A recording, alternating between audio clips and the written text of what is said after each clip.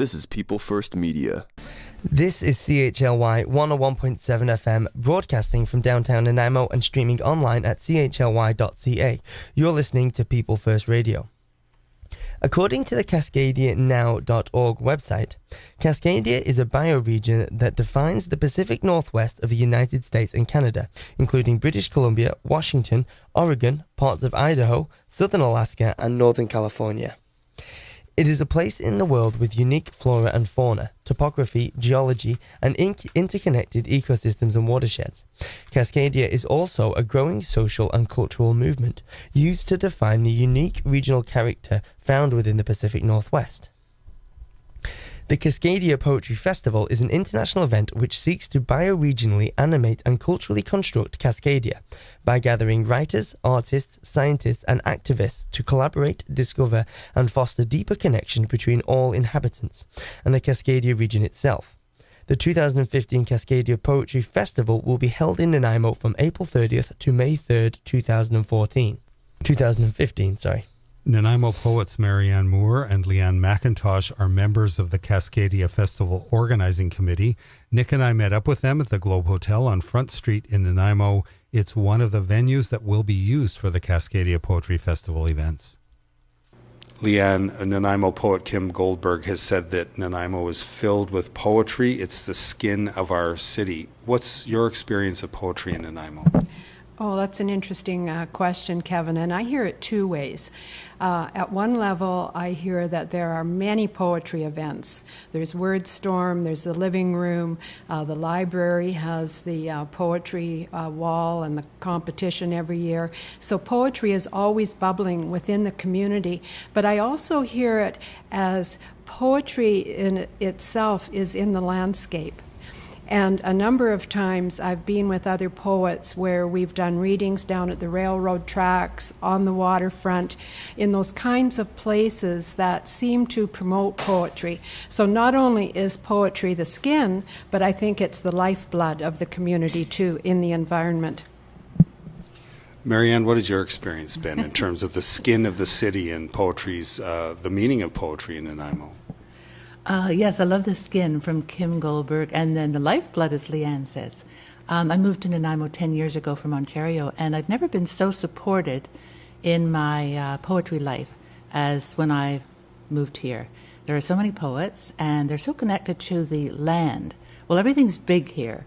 Everything's big and wild and on the edge, and so all those things apply to our poetry.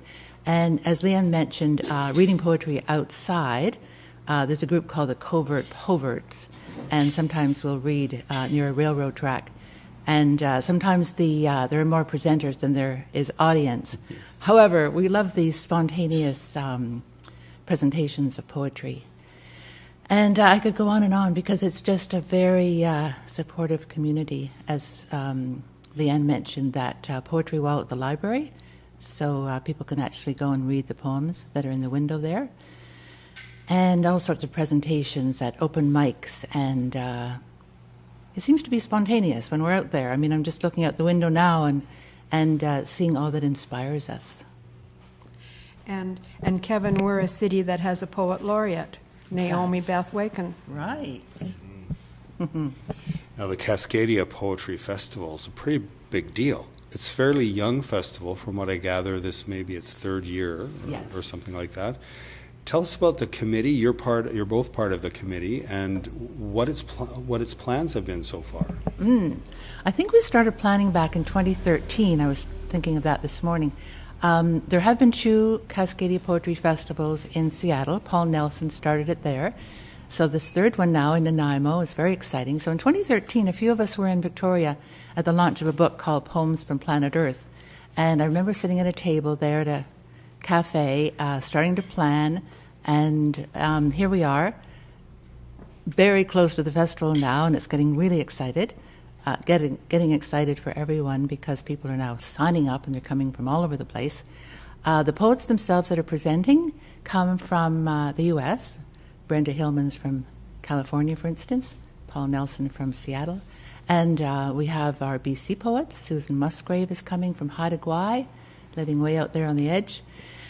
And we have Renee Saklakar coming from Vancouver, And our own local poets, well, Chris Lowther is in Tofino. She'll be here. And Kim Goldberg, as we named earlier, will be here. And David Fraser is on the planning committee, and he's the one that co-founded WordStorm. Those are the weekly readings that take place at the Vault in Nanaimo. And so he's been the main person on the committee inviting all the writers that are coming to present at the festival. And I've been working on finding sponsors so that we can pay the poets and feed them and accommodate them when they're here. And we've had many local businesses supporting us so that we can invite these many poets to town. Leanne, what are some of the goals of the festival? What is hoped to be achieved, and what do people expect will happen? Well, I think there's a recognition that Cascadia as a biosphere, as an environment, has its own unique characteristics, and that stretches from California right through to up the coast to Alaska. And so there's that sort of consciousness about how landscape shapes us and how it shapes us as writers.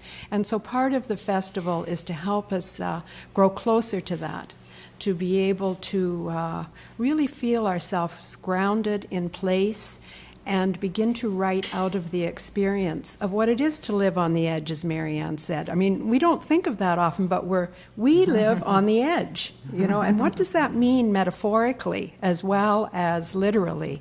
So that's part of what the festival is about, is to draw attention to this particular region of the continent called Cascadia.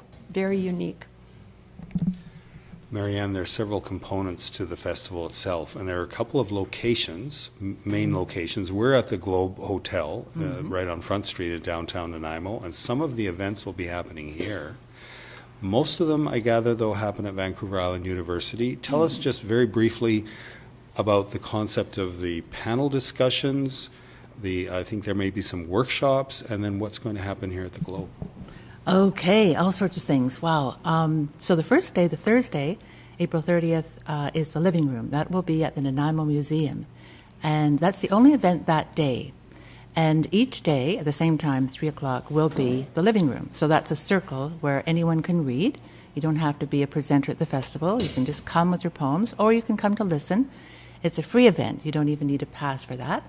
I'm going to host that first living room, and Leanne will host another one on another day. So that's a feature of each day. And then there are panels part of each day. So those are up at the university. And each panel has a different theme and is hosted by a different poet. So one of the ones is on the margins, which I'm going to host on the Sunday. And I've been thinking about the margins. Now, I'm not going to define each poet's margin. They can define their own margin. So it could be that their ethnicity defines their margin, or Susan Musgrave, for instance, lives in Haida Gwaii, so that's living on a margin. A couple of us would describe ourselves as lesbian or queer, so that's a different sort of margin. So that'll be our discussion, each person having a chance to talk on the subject, and then the audience also will have a chance to ask questions. There's also a small press fair up at the university in the room next to where we'll be presenting the panels.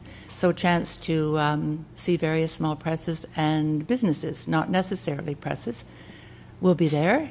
The late night events take place at the Globe. So at 10 o'clock at night, we'll be over here with, there's a marmot bout, which is a competition of poets until there's just one left standing.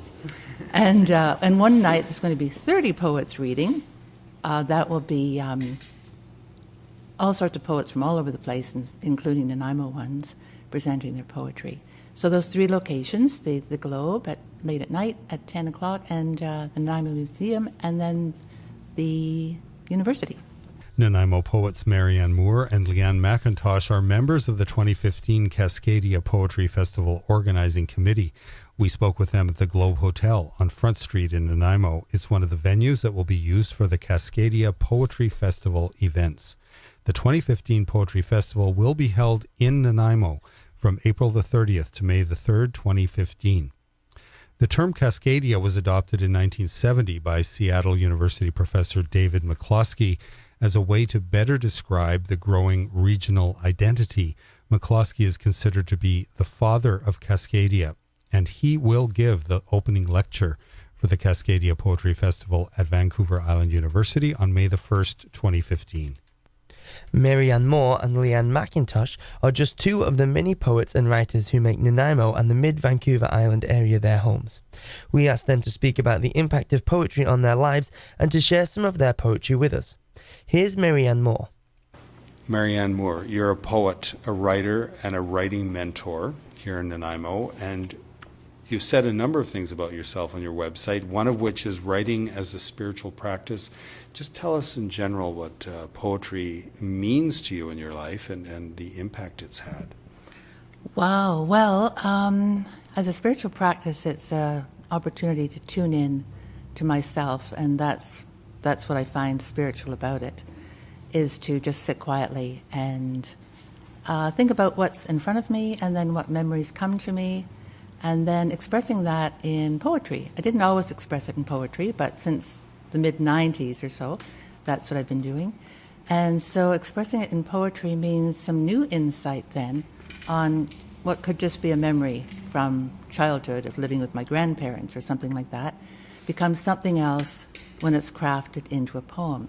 And then the poem actually lets us know something new and different, offers us insight, as I say.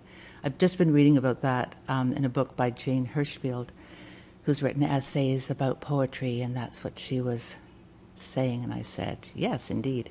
So since moving to the island, I've written more about this place, but it also incorporates my whole life. So it's what I'm seeing here during a walk at Neck Point or something, and then memories of where I've been before. And also part of the spiritual practice is really meeting with other people. There are many poets here, and just to meet at a cafe to talk about what's going on, I find really pleasurable and supportive. And I go to retreats too. Leanne and I both go to retreats with Patrick Lane, who's a well-known poet. So he offers retreats each year, a few of them, and we go for 4 days and focus on writing in community. So we're in a circle, doing some writing together, sharing of our poetry, and then we go off to our rooms and write our poetry in solitude. So it's the combination of the two that I find absolutely wonderful. So it's as if sometimes I feel as if I was a nun in a previous life or something, because it feels that way. We're cut off from the world in a way, and yet we're exploring the world while we're together in the depths of it. Metamorphosis. Mine was not the only uterus washed up, a jellyfish left to wither in the sun, poked with sticks by children kicking stones, moon jellies just under the surface, pulsating oysters sucked from their shells. Death all around, a pig stuck and hung, chopped up to be packaged at the big freezer in town, basil found hanging from a tree, Mamie laid out in the parlor. Jim near the end now, sea stars losing their limbs. Wind blows through every vacant room, bare branches, tiny milagros of rain. Inside the cave we painted spirals, on our bellies and faces, our own bioluminescence, that heatless light. Leanne McIntosh, you're a founding member of the Island Women's Poets, and one of the things that I picked up about you online that interested me was that you do voluntary or volunteer poetry sessions at the Nanaimo Brain Injury Society, among other things. What has your experience of poetry been in your life in a general sense? Well, like Marianne, it's just an integral part of my life. I didn't start writing until I was in my early 50s, and that's 25 years ago now. So for anyone out there who's listening and you're thinking you're too old, you're never too old. So I started writing, and I realized I went to Malaspina College in those days, and began to associate with other writers who began to say, let's start meeting on a regular basis, which is what we did. And we met for going on probably 15 years.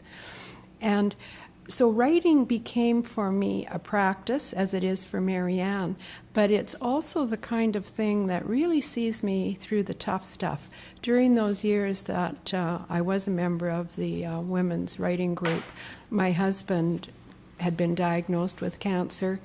And it was just a wonderful thing to be able to write about it, to talk about it with these women, and just know that it was almost like speaking in a sacred place with them. So writing really walks with me every day, and poetry does. So, yeah, I just don't know what I would do without it, really. And now I'm writing about Alzheimer's. I have a friend who has Alzheimer's disease, and I'm quite fascinated with the process of it. And so I'm observing, and I'm writing in a form called haibun, which is a Japanese form, short paragraphs followed by a small haiku. So I like to challenge myself in that way. So writing is also a challenge. I mean, it's just about everything. Like Marianne. Yeah. To Killarney Lake, Bowen Island. Old water remembers the drowned boy who now lights the lily pads at sunrise, and the new school teacher in a rented canoe who plucked paddle-shaped leaves of skunk cabbage to steady the craft when storm struck. Old water remembers as if time were held in a glass jar on a moonlit window ledge. But the ancient stones, the granite, the quartz, and especially the rocks with the Ice Age carved on their backs say, that's not the only story. They tell it this way. When Earth was still a warming star, the ancestors opened themselves, and from their valley flowed full-formed and fertile fiddle ferns and mosses, cattails and salmonberries. From the mountains wide and generous breaking flowed Earth's amniotic fluid, flowed the memory of generations to come, flowed an oasis for living things. Well, I look forward to attending the festival, at least parts of it, and I'm sure that I will see both of you there among many of the other poets. It's going to be very interesting, very interesting time. Thanks very much for taking the time to speak with us. You're very welcome. It's been a pleasure to be here. Thank you, Kevin. Nanaimo poets Leanne McIntosh and Marianne Moore are members of the 2015 Cascadia Poetry Festival organizing committee. The festival will be held from Thursday, April 30th to Sunday, May 3rd, 2015 in Nanaimo, British Columbia.